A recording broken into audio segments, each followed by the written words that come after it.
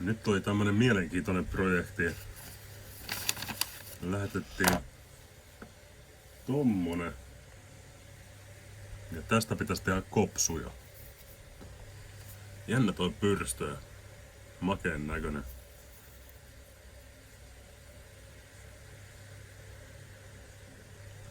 En usko, että on painotettu millään tavalla. Toi on vähän jännä toi leukalappu. Se on vähän niinku kourun mallinen kieli. Tuommoista nyt ei löydy mistään, mutta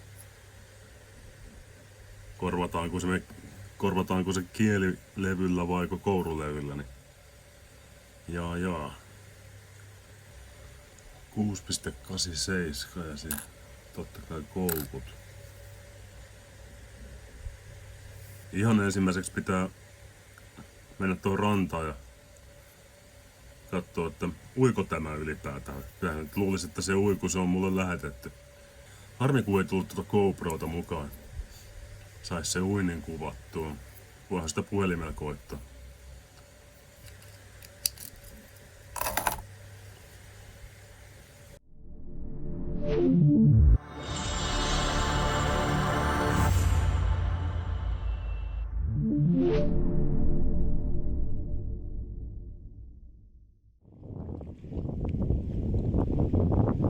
Se onkin haaste saada yhtä hyvä uinti sitten niihin kopsuihin.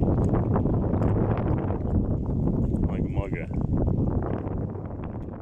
Koeuitto tehty, sit lähdetään hakemaan balsaa. Siinä nyt ainakin olisi balsapalkki. Täytyy sahata siitä vähän pienempää palikkaa ja piirrellä sitten siihen.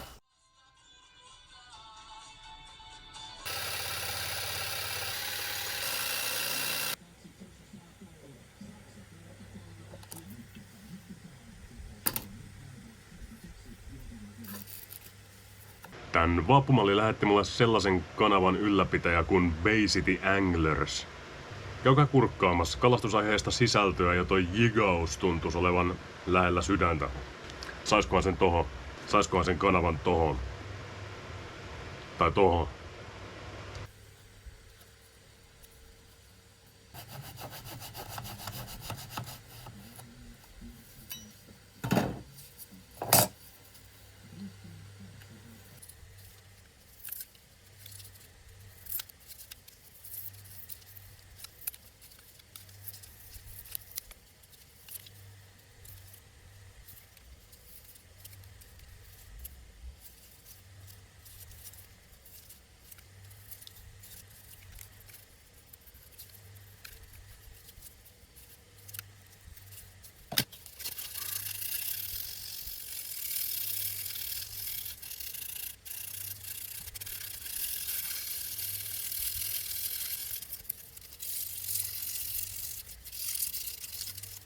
Siinä oli ensimmäisen veisto.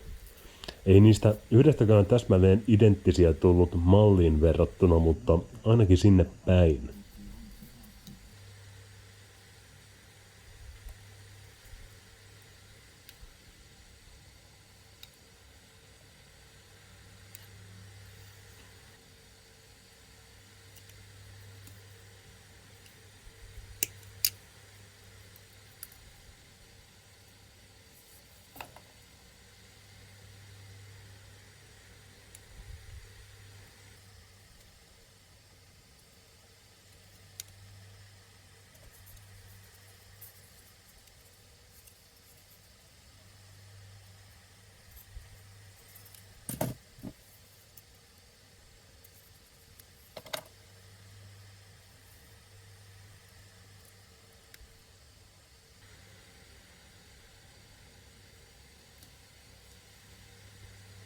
Minä käytän nykyään aina vaapuissa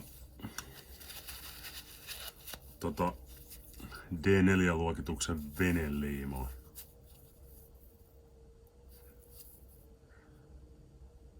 Se on aika sottasta ja paljon työläämpää kuin jollain muulla liimalla, mutta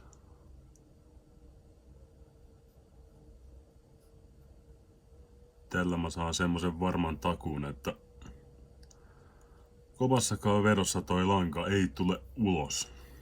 Tietty, jos vaappu on valtasaa niin kuin tämä ja joutuu hirveän kovaa vetoa, niin kyllähän se vaappu antaa periksi sitten. Mutta langan ei pitäisi antaa sitä. Langan ei pitäisi tulla ulos sieltä, että se vaappu halkee sitten ennemmin. Tämähän sitten niin kuin laajenee pursuun, niin ei saa laittaa liikaa eikä liian vähän. Ja liimaamisen jälkeen tunti vähän vartioida ja pyyhkästä aina tuosta reunasta. Se on aika kovaa kamaa veistää sitten pois. Jokunen vuosi sitten tein testin, jossa käytin 4 eri liimaa. Sitten otin aihiosta lujaa kiinni toisella kädellä ja toisella rykäsin pihdeillä lujaa nokkalenkistä. Muista liimoista lanka tuli pihalle, mutta tämän liiman kohdalla vaappu meni puoliksi ja lanka jäi paikoilleen toiseen aihioon puolikkaaseen.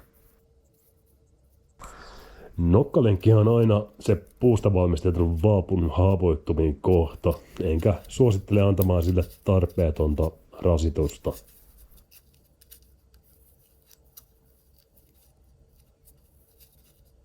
No, näistä tulee nyt tämmösiä virityksiä. Eihän tätä puristiin tähän tarttis, mutta laitetaan nyt kun oli tossa esillä.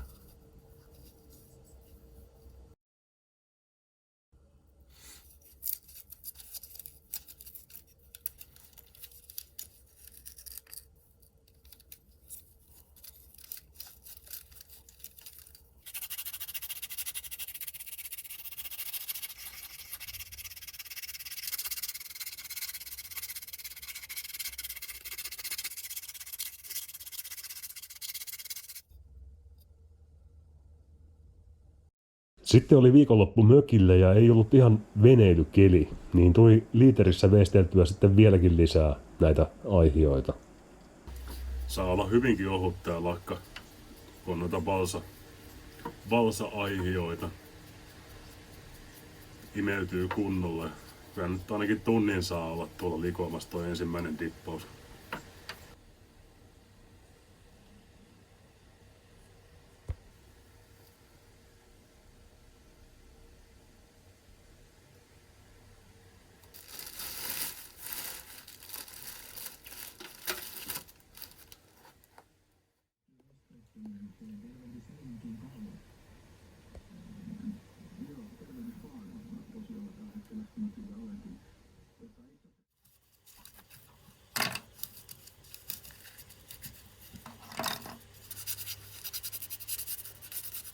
Neljä dippausta pohjalakkaan ja hionta aina välissä tarpeen mukaan.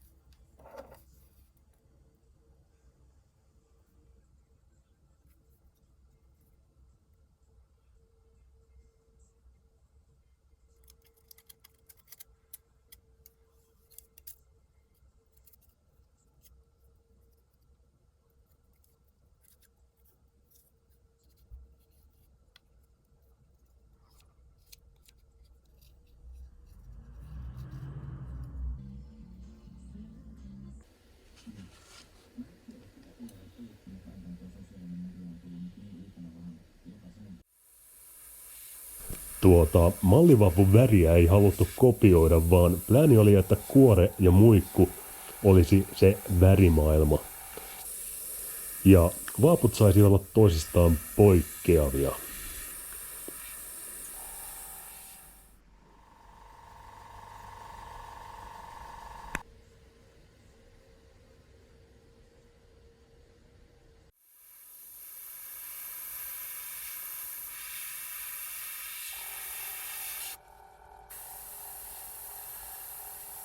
Tässä oli tarkoitus jäljitellä jollain tavalla kuoreen väriä.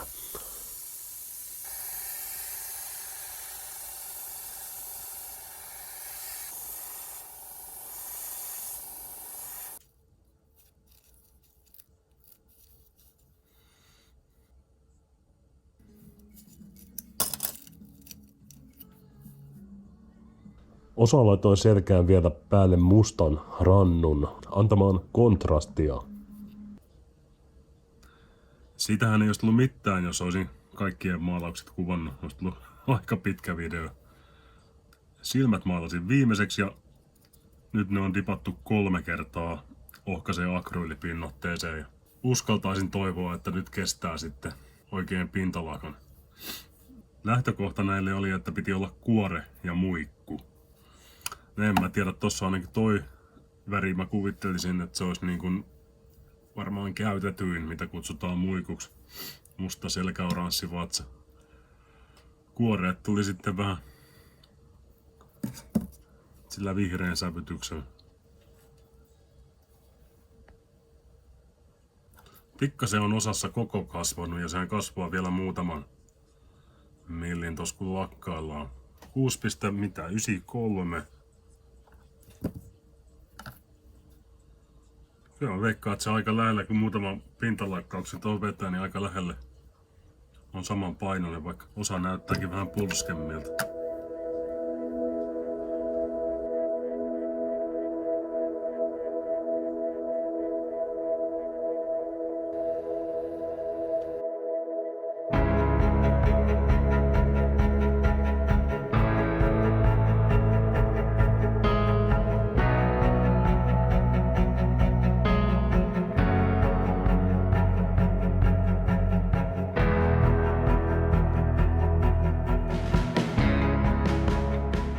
Yleensähän propionaatilla liimaa noin nokkalevyt, mutta nyt siinä tuli se probleemi, että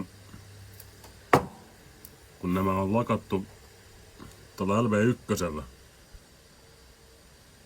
niin tuo propionaatti sulattaa heti tuolta väriä, kun tonne laittaa liimaa. Tulee epäsiistin näköinen.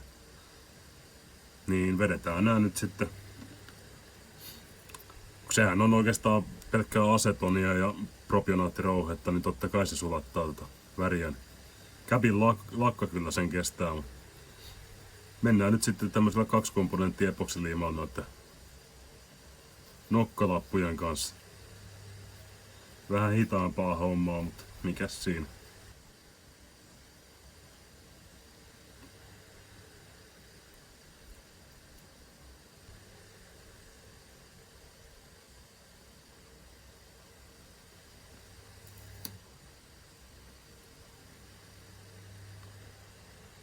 Käsin tehtyjä noin kaikki aihiot, niin kattelin tuohon mun sahauskulmalaitteeseen asetukset, että kato, tuolla lapulla toimii ja toi kulma ja sahailin niitä pari, mutta nämä on kaikki niinku käsin tehty. Pikkasen eri kaliberia ja sahaat saman kulman jokaiseen, niin ei se olekaan sitten ihan sama kaikissa, niin kyllä joutui niinku yksitellen testauttaa vielä, että se levy siinä oikeasti toimii.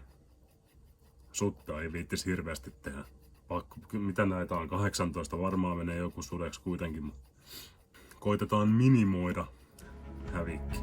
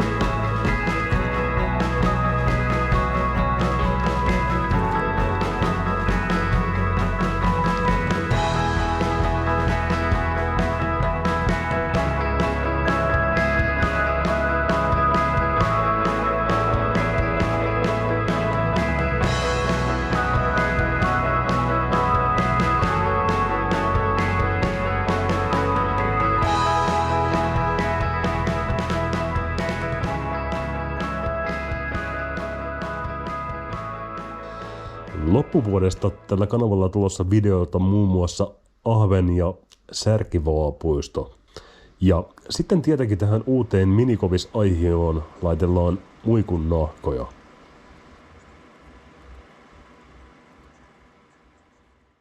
Joku aika sitten oli se projekti, kun oli niitä pyrstöllisiä vaappuja. Siitähän se idea sitten lähti, että omaa mallia, ja tämähän on se minikovis-aihio, mutta siihen on piirretty nyt vielä se pyrstö. Nimenomaan se, että kun päällystää muikulla, niin saisi sen pyrstön mukaan siihen. Saa painaa peukkua, mutta ei ole pakko. Jos vieheenrakennus ja mun kalastusseikkailut kiinnostaa, niin tilaa kanava. Se on Modo.